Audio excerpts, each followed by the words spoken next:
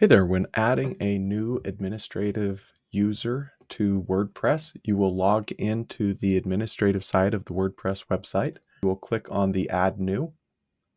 Once you click on Add New, it will open up an interface where you can add the new user. You will pick a username, and then you will add their email address. You can have the system generate a password.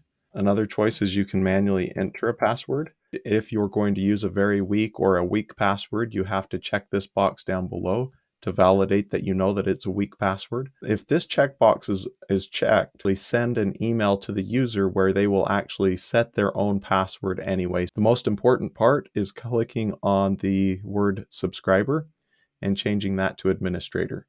Once you have done all of those, you'll click on Add New User, and in this particular case, the user would receive an email where they could set their own password.